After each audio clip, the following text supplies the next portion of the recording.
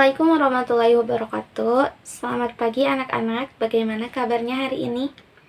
Alhamdulillah, semoga kita semua selalu diberi kesehatan supaya bisa mengikuti pembelajaran dengan sebaik mungkin. Sebelum memulai pembelajaran hari ini, silakan kepada ketua kelasnya untuk memimpin doa. Selanjutnya, Ibu absen dulu kehadirannya.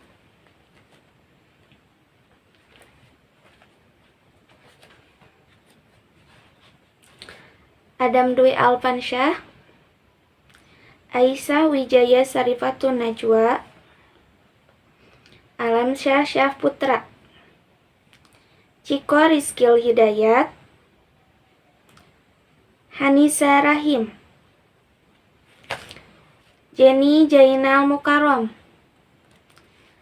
Jihan Ainun Najla, Kaila Ramadhani, Lasmi Dwi Cahya, Liliana Wulandari Putri, Muhammad Ripa Nur Hakim, Muhammad Hisam Maulid, Muhammad Satya Galang, Ning Dini, Ning Juwita, Nisa Nurhayati, Putri Utami, Rapi Pratama,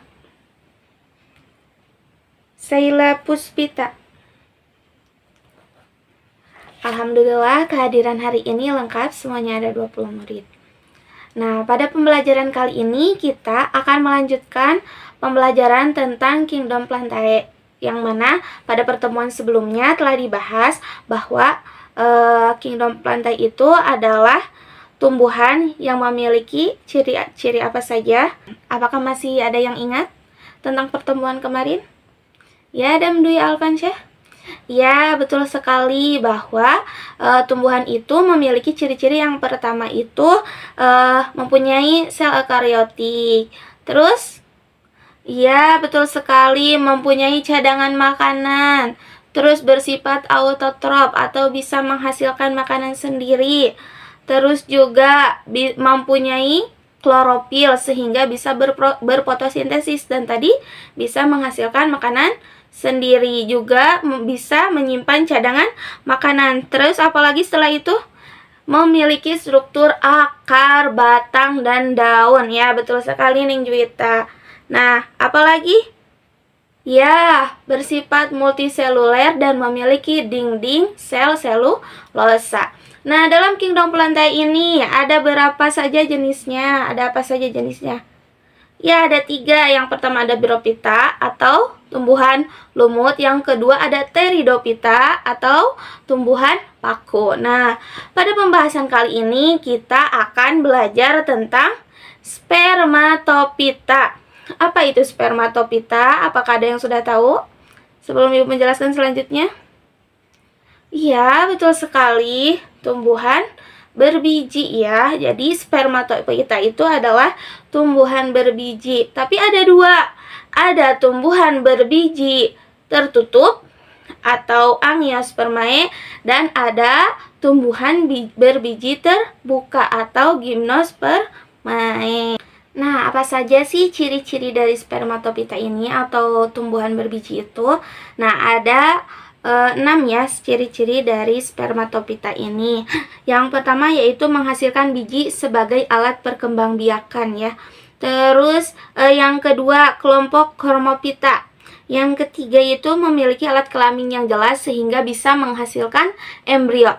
Nah, yang keempat yaitu cara hidupnya itu dengan fotoautotrop atau melakukan fotosintesis sehingga bisa menghasilkan makanannya sendiri dan mempunyai pembuluh angkat, serta habitatnya itu ada yang di darat, ada juga yang di laut. Nah, jadi itu adalah merupakan ciri-ciri dari Spermatophyta atau tumbuhan berbiji. Nah, di sini Spermatophyta itu terbagi 2. Ada tumbuhan berbiji tertutup dan ada tumbuhan berbiji terbuka ya. Apa itu tumbuhan biji tertutup? Dinamakan dengan Angiospermae, dan tumbuhan biji terbuka itu dinamakan dengan Gymnospermae. Bagaimana sih cara kita membedakannya? Nah, bagaimana sih struktur tubuh dari tumbuhan Spermatophyta? bisa kalian amati dari gambar yang ada di sebelah sini bahwa tumbuhan spermatopita itu terdiri dari akar, batang, daun, dan buah. Nah, jadi ini ya, bisa kalian amati gambar ini bahwasanya di sini telah terlihat bahwa struktur tubuh dari spermatopita itu yaitu ada akar, batang, daun, dan buah. Nah, seperti apa sih jenis-jenis atau bagaimana bentuk dari akar tumbuhan spermatopita? Ada dua, ada akar tunggang, ada akar serabut. Bagaimana bentuk akar tunggang dan akar serabut? Nah, lihat tayangan gambar sebelah sini.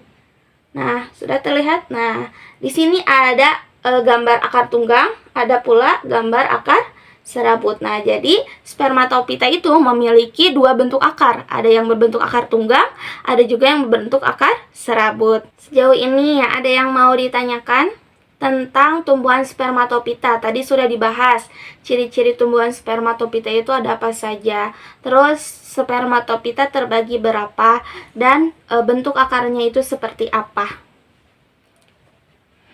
Ya, Neng Dini mau menanyakan apa? Ya, bentuk batangnya. Oke, kalau bentuk batangnya itu ada yang tegak, condong, merayap, dan berbaring.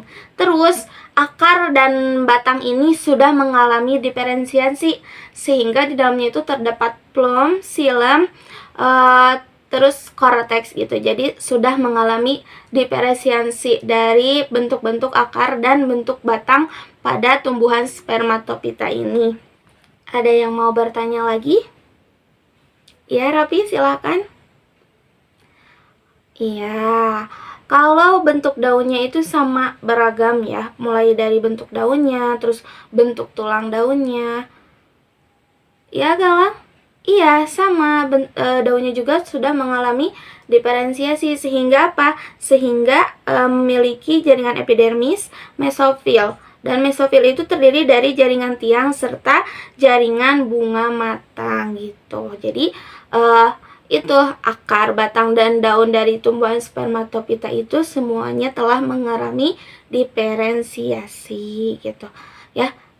Nah, jadi pada pertemuan kali ini kita telah membahas tentang tumbuhan spermatopita, yaitu tentang ciri-cirinya, terus tadi struktur tubuhnya, terus juga jenis dari akar, batang, dan daunnya itu seperti apa. Nah, untuk selanjutnya yaitu kita akan membahas tentang klasifikasi dari tumbuhan spermatopita ini. Nah, seperti yang sudah Ibu jelaskan dari tadi dari awal, bahwa spermatopita itu memiliki berapa klasifikasi? Berapa, Kayla? Ya, ada dua, yaitu Gymnospermae dan Angiospermae. Apa itu Gymnospermae? Yaitu tumbuhan berbiji terbuka. Dan Angiospermae yaitu tumbuhan berbiji tertutup. Nah, dari penjelasan Ibu barusan, ada yang berbiji terbuka, ada yang bijinya itu tertutup. Apa sih yang ada di pikiran kalian mengenai kok bisa sih ada yang bijinya terbuka, kok bisa sih ada yang bijinya tertutup? Ada yang bisa menjelaskan atau mengetahui sekilas dari penjelasan Ibu dari biji terbuka dan biji tertutup? Oke, kalau gak apa-apa. Nah, jadi biji terbuka itu artinya si bijinya itu tidak tertutupi oleh bakal buah. Nah, kalau biji tertutup, bijinya itu tertutupi oleh bakal buah. Contoh dari Gymnospermae itu seperti pohon pinus ya.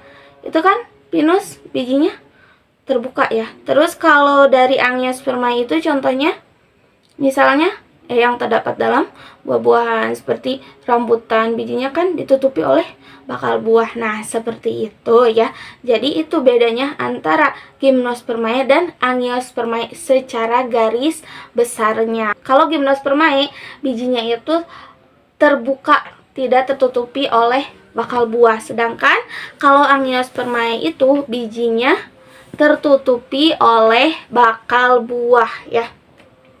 Jadi itu sekilas gambaran umum tentang Gymnospermae dan Angiospermae. Nah, untuk tugas selanjutnya atau untuk pertemuan selanjutnya, kita akan membahas lebih dalam tentang gimnospermae dan angiospermae. Apa aja sih ciri-cirinya yang lebih spesifik, terus cara reproduksinya seperti apa, terus tumbuhan bagaimana apa saja yang termasuk ke dalam gimnospermae dan angiospermae. Nah, untuk pertemuan selanjutnya kita akan membentuk suatu kelompok dan mengamati gambar-gambar yang termasuk ke dalam gimnospermae dan angiospermae. Nah, untuk pertemuan sekarang dicukupkan sekian. Apakah ada yang mau bertanya atau kurang paham mengenai hal ini?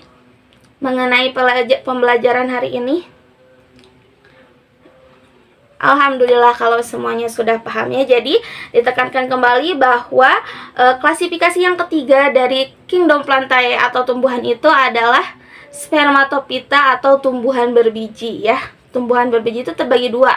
Ada gimnospermae, tumbuhan biji terbuka, dan ada angiospermae, biji tertutup. Serta ciri-cirinya tadi yang sudah disebutkan, bersifat multiseluler, autotrof, dan lain sebagainya.